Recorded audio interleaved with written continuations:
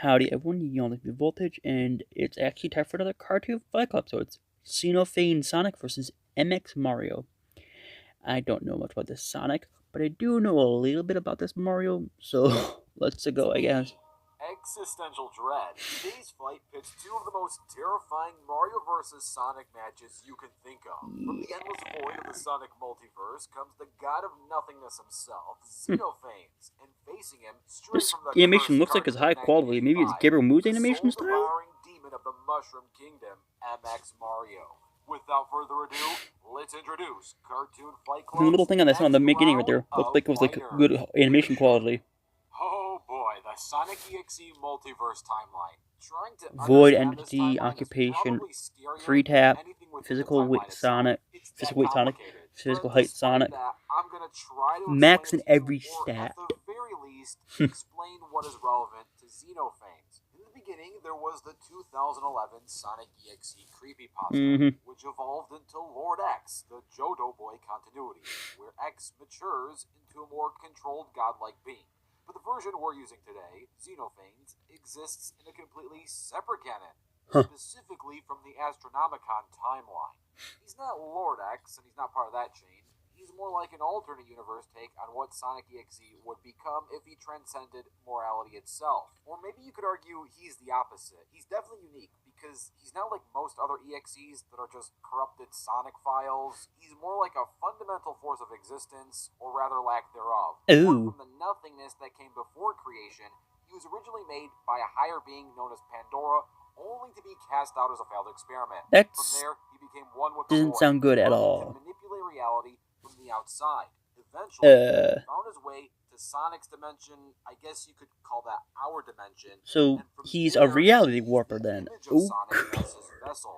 Super speed, super strength, reality warping, dimensional travels, energization, feral brawler, and flight. Just more the physical representation he uses for the third dimension. That seems pretty powerful. Inside that Sonic-like vessel, very powerful. Sonic's speed and reflexes combined with his own levels of power. He can move through dimensions. His power over reality allows him to bend digital and physical space, like rewriting matter, code, and energy to his will. He can manifest anywhere his influence reaches, screens, dreams, or even thoughts. His presence distorts the world around him, warping it into his own personal nightmare landscape. The laws of physics no longer apply. But let's not break our hands patting him on the back. This guy's got some flaws and drawbacks. Destroying his vessel or purging his avatar would send him back into the void. Okay, that's good. So MX just needs to take his body out completely then, basically. Maybe. Some people would, some people wouldn't. But even if you wouldn't, he still would technically be susceptible to battlefield removal or pocket dimension entrapment, which would count as a loss by technicality. And while the FNF iterations aren't exactly canon per se, there are characters within those storylines that have the heroes such as Sonic or Boyfriend end up defeating or entrapping Xenophanes. Overall, though, he's still a demonic force of nothingness that views life as insignificant, allowing him to toy with his victims, manipulating reality, and casting illusions upon his victims. Are you sure?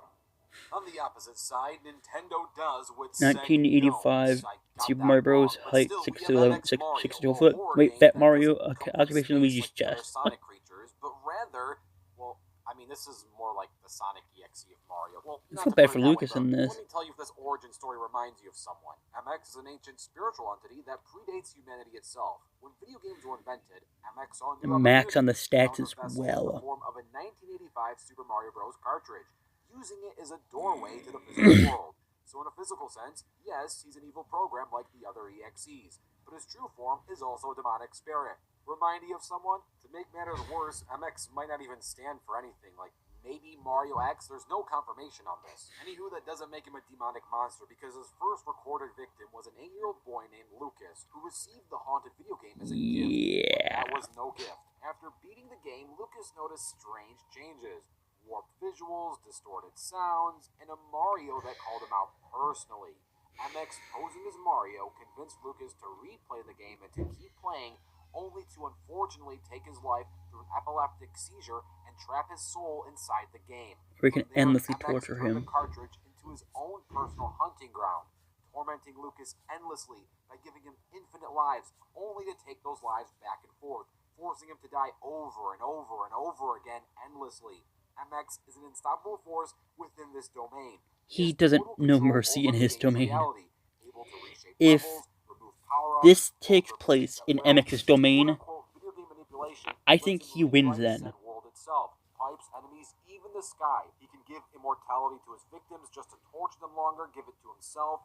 Physically, he's monstrous. In his base form, he's 6 feet tall, but in his final monster form, he's 12 feet tall. His clothes are actually fused into his body, functioning like biological armor. I did not know Despite that. his grotesque shape, he moves with terrifying ability, speed, and capable of jumping from bottomless pits to smashing through solid brick and steel as if it were paper. His strength is pretty impressive, all things considered. He can tear apart landscapes inside the world. He can also grow to any size he chooses, towering like a kaiju when necessary, and because he's an immortal spirit, age and injury mean nothing to him.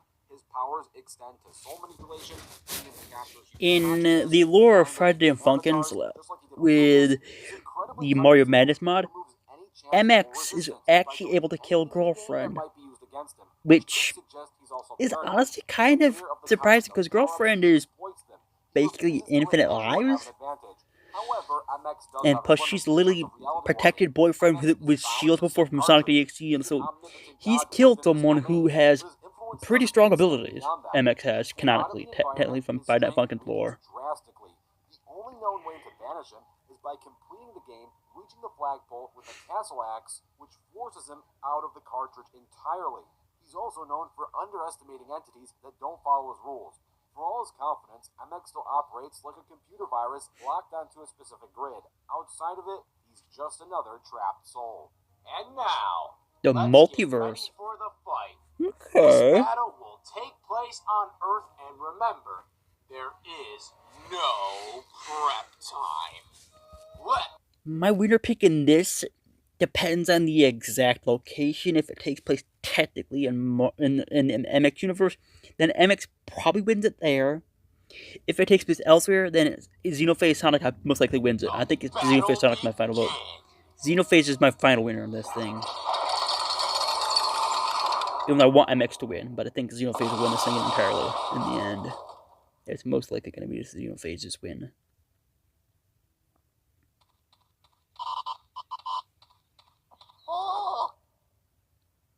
Oh no.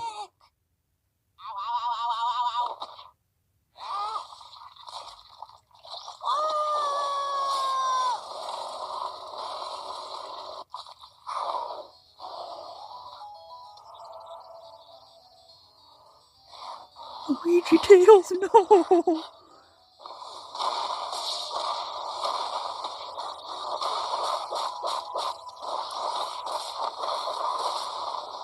Come on, MX. Just casually wheel the fucking chainsaw.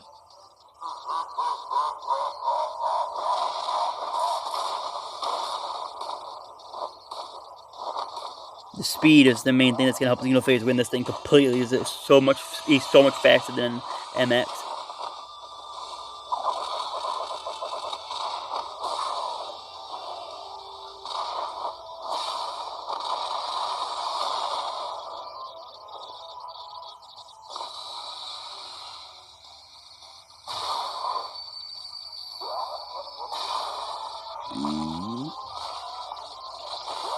Yeah, didn't think that was gonna work.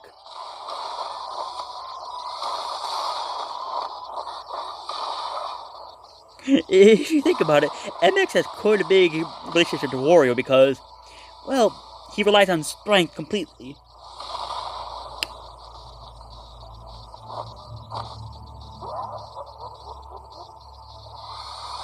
I thought MX was done there. Is MX out? No, he's not done yet.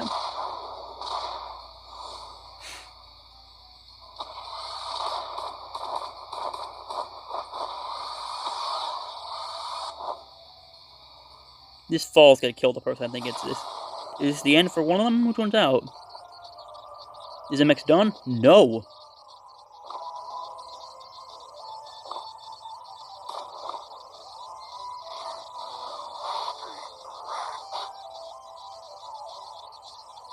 That's a lot of Xenophases. I think, yeah, this is the end for MX. He's so done here.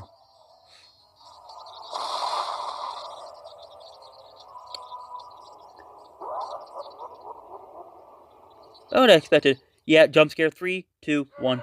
No jump scare. Wow. Yeah, but Xenophase won like I thought he would. I'm not really surprised. Hopefully you enjoyed that animation. Fucking called it, Gabriel Booth. Gabriel M. I literally called it. Gabriel was the one who did it. He called it. I literally called it was the animator at the beginning of the video. Well, it looks like Xenophanes turned MX into an XX. Am I right? Okay, that wasn't funny. Anyway, both Xenophanes and MX share similar traits. They're like these ancient, sadistic beings fueled by dominance, and they operate on completely different levels of existence. It doesn't matter. MX is a god within a cage, while Xenophanes is the cage itself. That's the biggest difference here. Yeah, they got all these cool reality warping abilities, but MX could kind of only do it in the game. Xenophanes can do it in many other places. MX's immortality and all these. That's why I said it was if it was in MX's world. That's why he stood a chance in only this world. Doesn't have to worry about that. Now that doesn't mean Xenophanes is unbeatable. Yeah, you could trap him and then force him into battlefield removal, but that's something that MX is going to struggle with. It's limited to a 1985 Mario game. Like, yeah, hypothetically, if Xenophanes was dumb enough, he could get stuck in an infinite death loop inside the Mario game itself. Like, if you somehow got him into, like, a weird Bowser castle and entrapped him, it's just, there's a lot of what-ifs. There's way less what-ifs for Xenophanes defeating MX than the other way around. Making the winner of this battle, Xenophanes. Now, a much more fair matchup would be MX versus Lord X, which is a rematch that's already in production. So be sure to like this video, and if this video gets 1 like, a rematch will happen. It's 1 like, okay. Let's see. Oh, yep. Yeah, it's already been done. Luigi, this is I Hate You Luigi versus some sort of papyrus form. Okay. I Hate You Luigi in a fight. That's kind of cool. It really is. I hope this comes out toward Halloweenish because it's actually right now when this came out was 11th of October. And personally, I'm looking forward to the next fight of I Hate You Luigi versus, let me see. I have no idea what kind of papyrus this is, but I know it's a special papyrus. So, bye-bye.